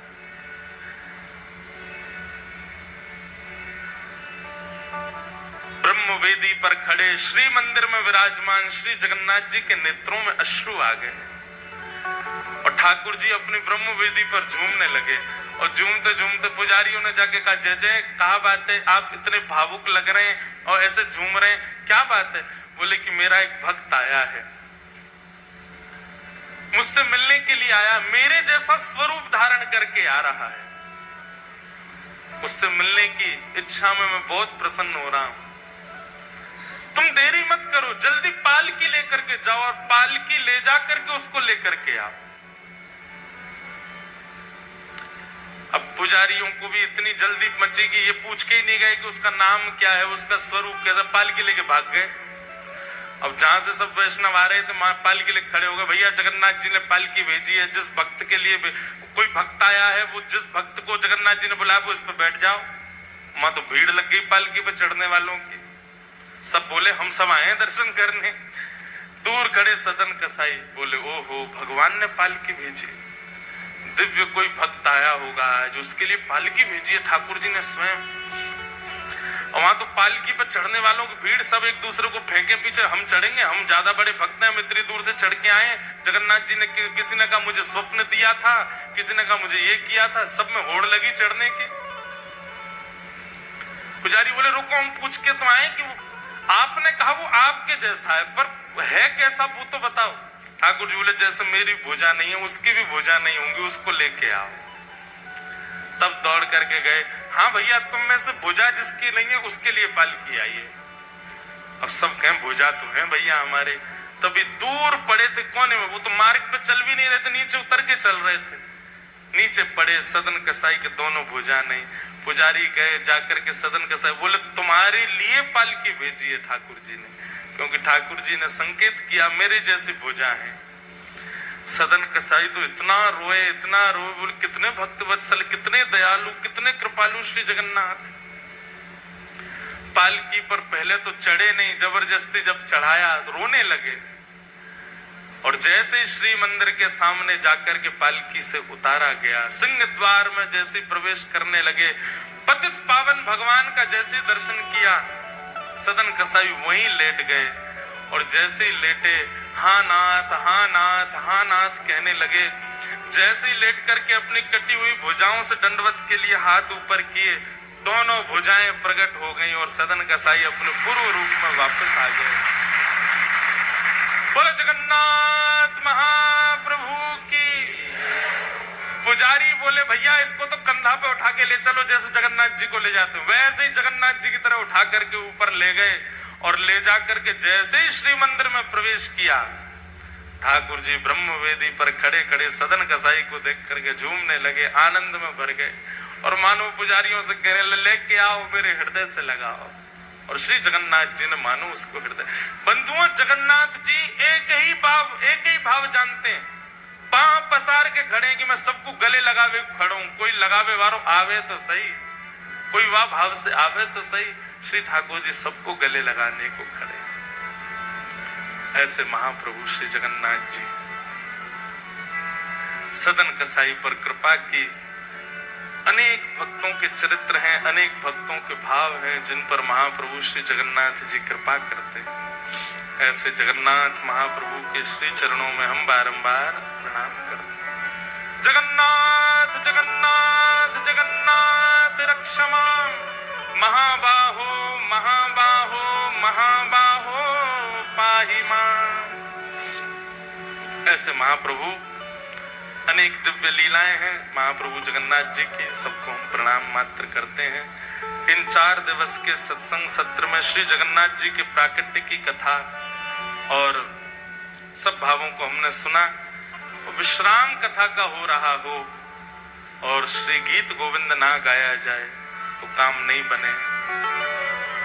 हमने 2 गीत गोविंद के अष्टपदियां कथा में गाई, एक तो श्रुत कमला कुछ मंडल और दूसरी गाई धीर समीरे यमुना तीरे बसती बने बनमाली। आप सब लोग ये दोनों स्तुतियां याद करो तो हम सार आएंगे। ये दूसरी वाली भी याद कर लेना, श्रुत कमला तो सबको याद ही है। ऐसे बंधुओं अष्टपदियां अनेक हैं जयदेव महाप्रभु की। अपने ठाकुर जी को 2 नियम आज से प्रारंभ कीजिए, सब लोग बहुत ध्यान से सुनो। रात्रि में ठाकुर जी को शयन कराते समय एक तो गीत गोविंद सुनाना है और दूसरा एक काम और करना है। श्री भक्तमाल जी के एक भक्त का चरित्र ठाकुर जी को सुनाना है। नित्य एक भक्त का चरित्र, रात्रि सोते समय ठाकुर जी को जैसे मैया कहानी सुनाती है ना, ऐसे ठाकुर जी को भक्तमाल सुनाया करो।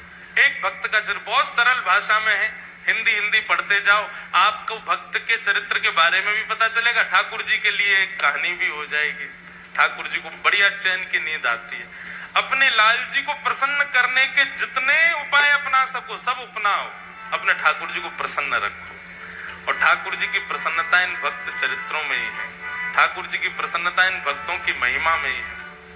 श्री जयदेव महाप्रभु के गीत गोविंद को गा करके आज के इस मंगल सत्र को हम विराम करते हैं। श्रित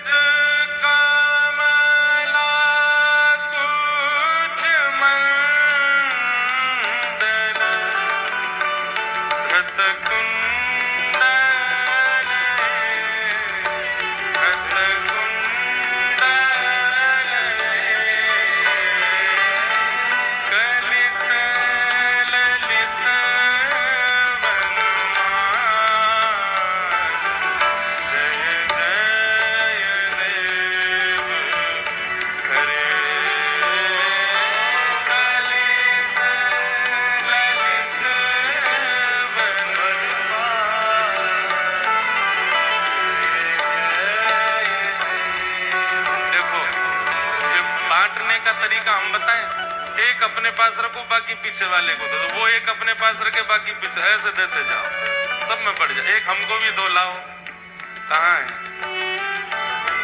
क्या लिखा है इसमें?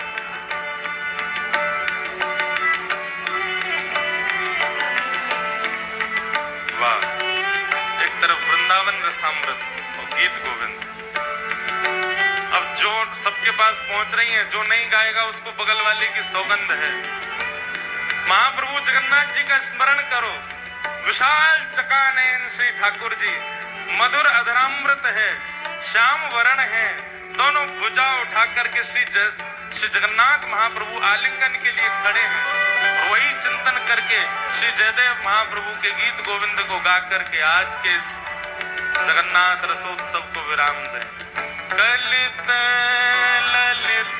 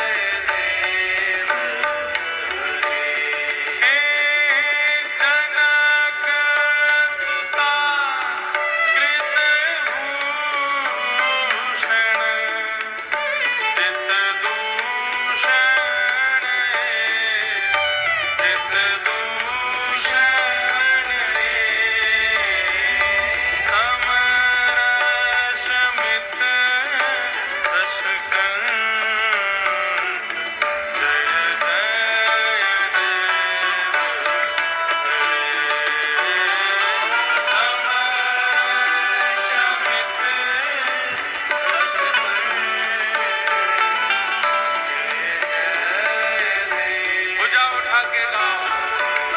राधे कृष्ण हरि गोविंद गोपाला, नंद जी को लाला, यशोदा दुलारा। राधे कृष्ण हरि गोविंद गोपाला, नंद जी को लाला, यशोदा दुलारा। राधे कृष्ण हरि गोविंद गोपाला, नंद जी को लाला, यशोदा दुलारा।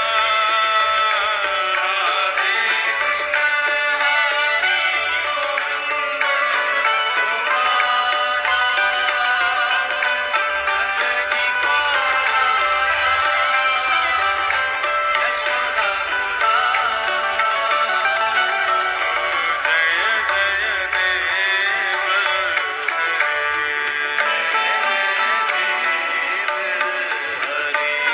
जय जय देव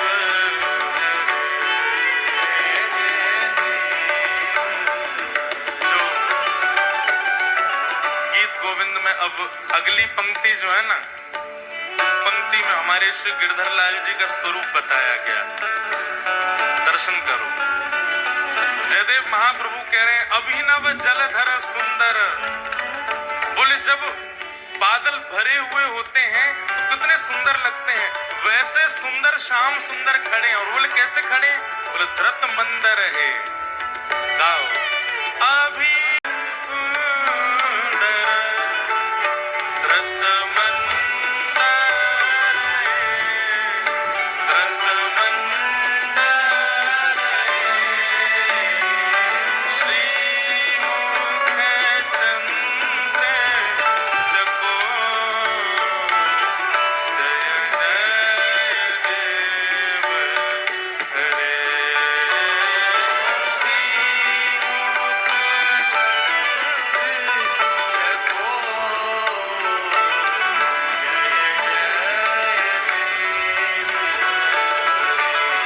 हे श्री राधा मुख चंद्र चकोर, जय जय देव हरे।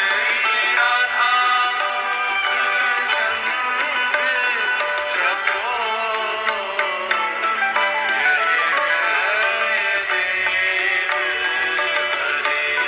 हे तव चरणे प्रणत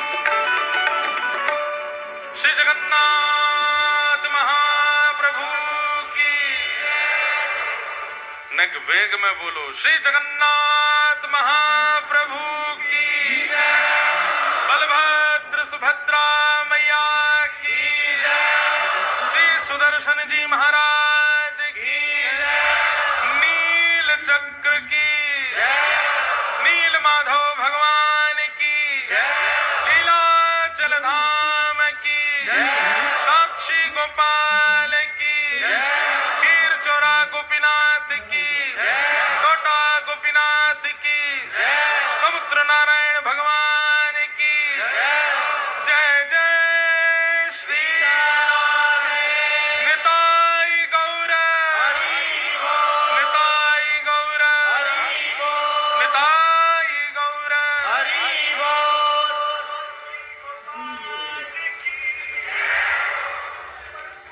आज जय हो शाम को 6 बजे बधाई उत्सव है।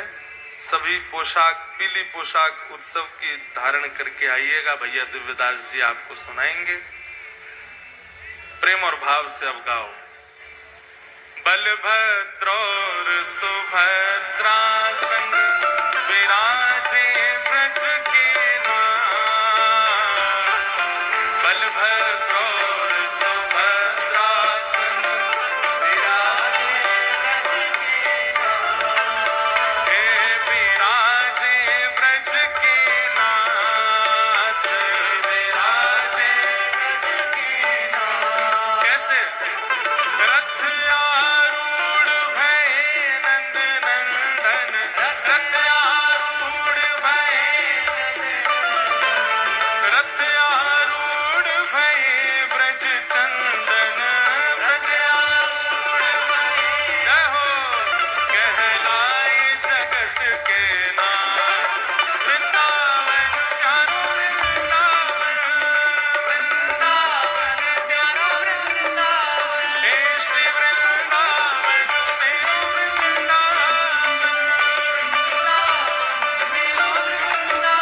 रथ आरूढ़ भये नंद नंदन, रथ आरूढ़ भये, हे रथ आरूढ़ भये ब्रज चंदन, रथ आरूढ़ भये। ओ कहलाए जगत के नाथ वृंदावन प्यारो वृंदावन, वृंदावन प्यारो वृंदावन। हे श्री वृंदावन मेरो वृंदावन, वृंदावन मेरो वृंदावन। श्यामा हृदय कमल सो प्रगट्यो, श्यामा हृदय कमल सो प्रगट्यो। श्री राधा हृदय कमल सो प्रगट्यो,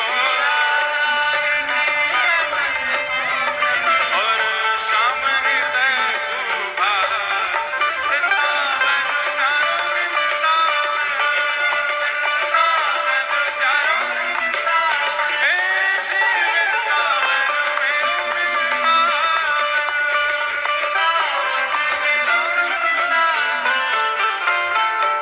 सब सुख सागर रूप उजागर रहे वृंदावन धाम। सब सुख सागर रूप उजागर रहे वृंदावन। गाओ भाव से। ओ प्यारो रहे वृंदावन धाम, प्यारो रहे वृंदावन धाम। हे रूप गोस्वामी प्रकट कियो जहाँ, रूप गोस्वामी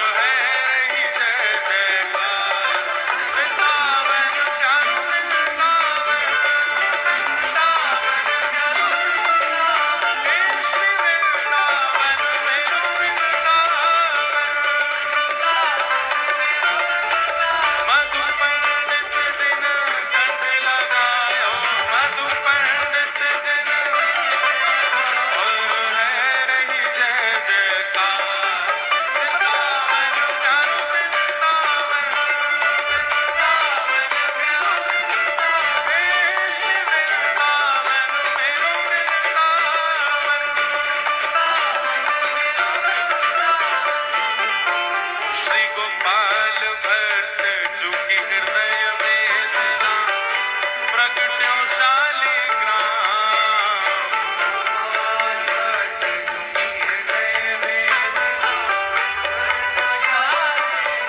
हाँ प्यारो प्रगट्यो शालिग्राम, हे प्यारो प्रगट्यो शालिग्राम। भुजा उठा के रूप सुधा को खान हमारो, रूप सुधा को वृंदावन में सब ते न्यारो, वृंदावन में सब हे रूप सुधा को खान हमारो, रूप सुधा को हे प्यारो राधा रमण झूला वृंदावन प्यारो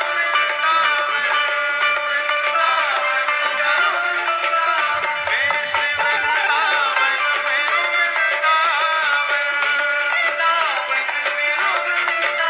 रूप सुधा को खान हमारो, हे प्यारो राधा रमण झूला वृंदावन प्यारो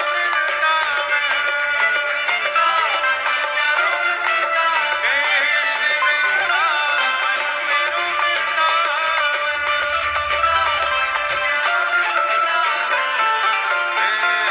आतुर हित हरिवंश पुकारो, श्री राधा राधा नाम। आतुर हित हरिवंश पुकारो, हे बड़ो प्यारो राधा नाम, बड़ो हे बड़ो मीठो राधा नाम,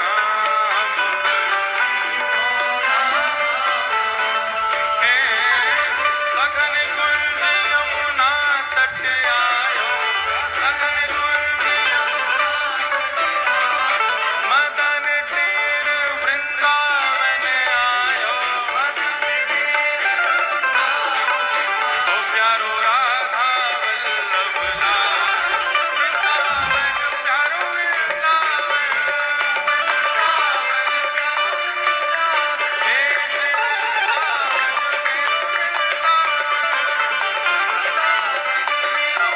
जय जय राधा वल्लभ हित हरिवंश, ओ जय जय राधा वल्लभ प्यारो हरिवंश, ओ जय जय श्री वृंदावन श्रीवन चंदन श्रीवन चंदन, ओ प्यारो राधा वल्लभ प्यारो हरिवंश, ओ प्यारो राधा वल्लभ प्यारो हरिवंश। जुगल किशोर को लाड़ लड़ायो, नवल कुंज ही अमान। जुगल किशोर को लाड़ लड़ायो, हाँ प्यारो नवल कुंज ही अमान। हे कुंजनि कुंजन की रज धारे, कुंजनि कुंजन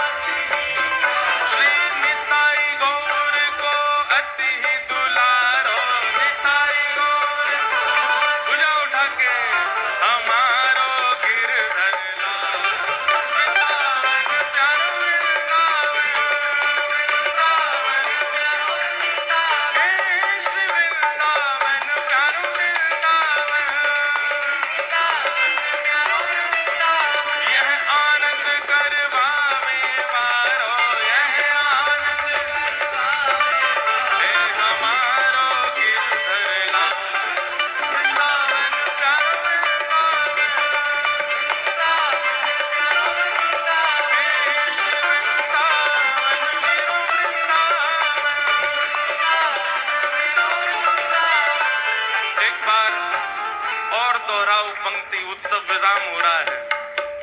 बलभद्र और सुभद्रा संग विराजे ब्रज के नाथ। बलभद्र और सुभद्रा संग विराजे ब्रज के नाथ। विराजे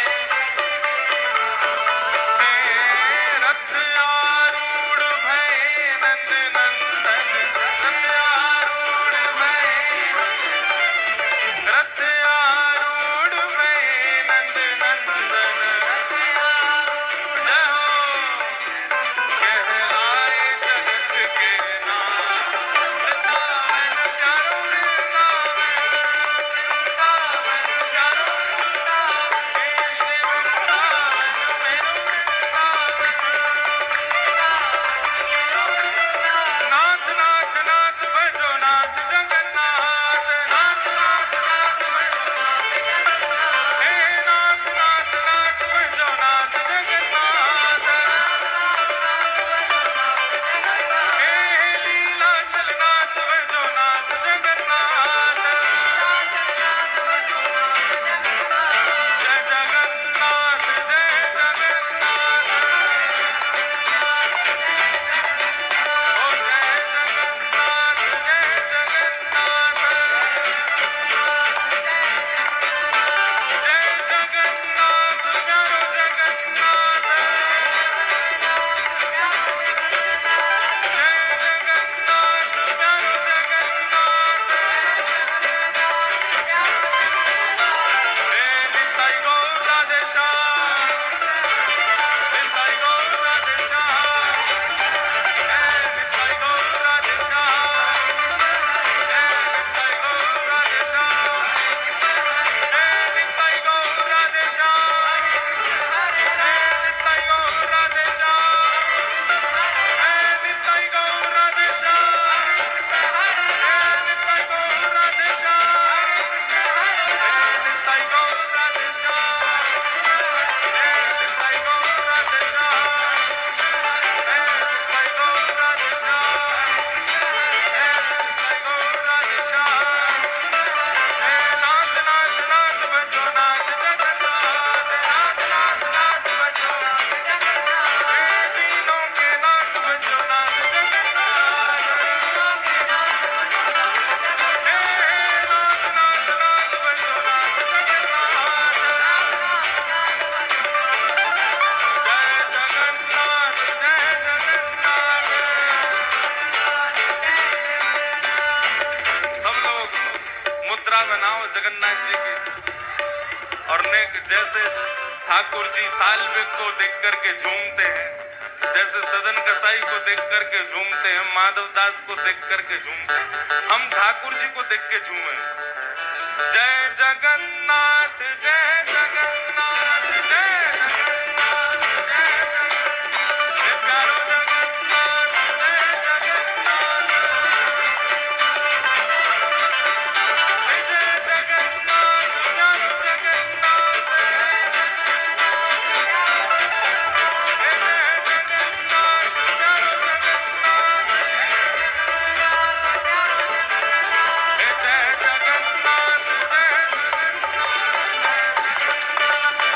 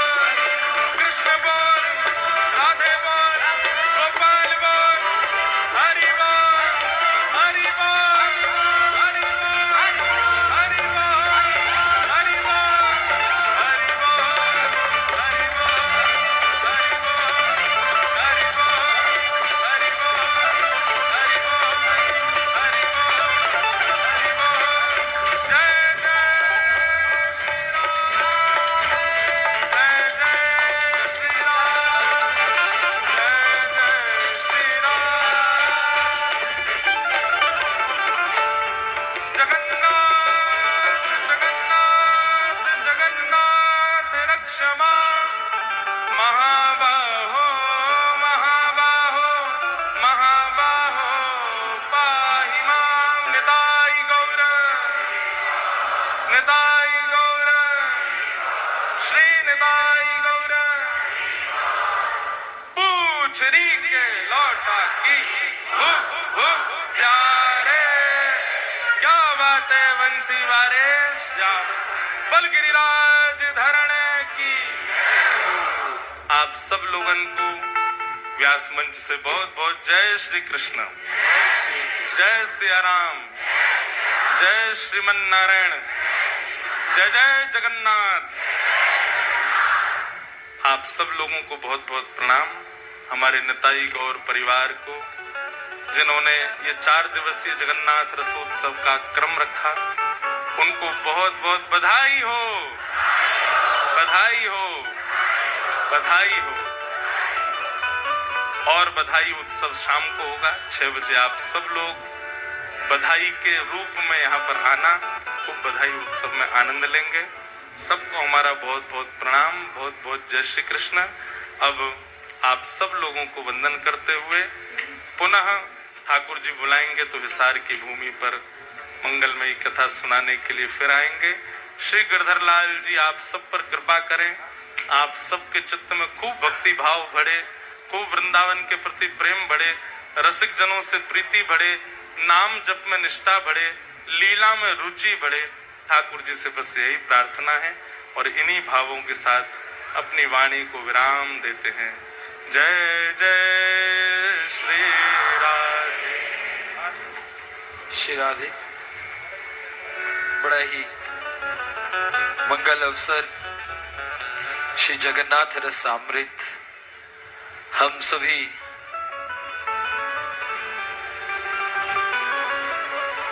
आभारी।